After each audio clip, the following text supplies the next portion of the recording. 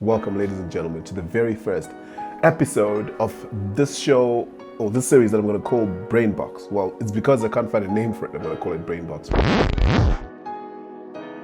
But I think Brainbox is also very appropriate because we're going to talk a little bit about the brain and the capacity of the brain. So I'm no scientist or anyone exciting like that. I'm just a regular Joe, right? Really regular Jack, actually. Call me Jack.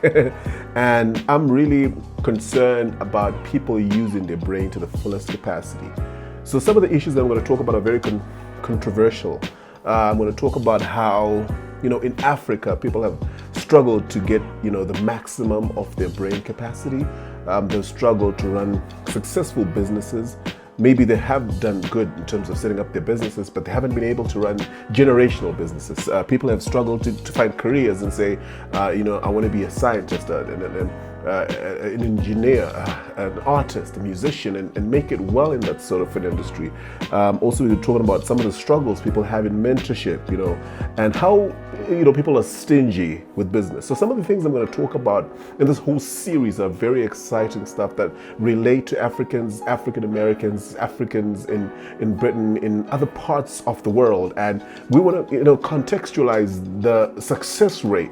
How can you be successful? I'm going to use, my life model as, something that we could use as let's say a measurement, to say, hey, it's possible to get this far. And I'm going to be waiting for your comments as well. So some of the points I'm going to quickly run through are these ones. So it's important for you to know yourself fully. That's the first point. Know your capacity and your skills. It's important for you to know where you want to go with your life. It's also important for you to be strategic. So think about your next 6 months, your next year, your next 5 years, your next 15 years. As you think about everything, think about those years and start putting things and pictures together. Now, as you can see, today is my first episode and I don't have a lot of pictures and a lot of things that I'm talking about. As we grow this particular talk, we're going to be having a lot of things kind of visualizing and you'll be seeing it as well.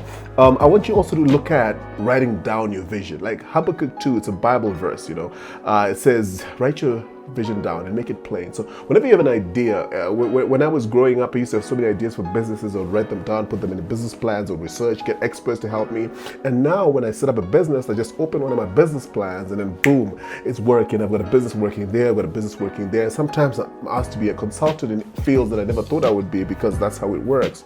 And also, you need to also know how to convince yourself. Before you go around convincing everybody around you, convince yourself that I can be the architect that I want to be, I can be the musician, the designer that I want to be, I can be the painter, the producer that I want to be, and then convince your family. The first important thing is convincing your family. Now, in an African setting, that's a very difficult thing because families are always up to say, hey, you can't run a business, you can't drive a big car, you can't fly a plane, you can't.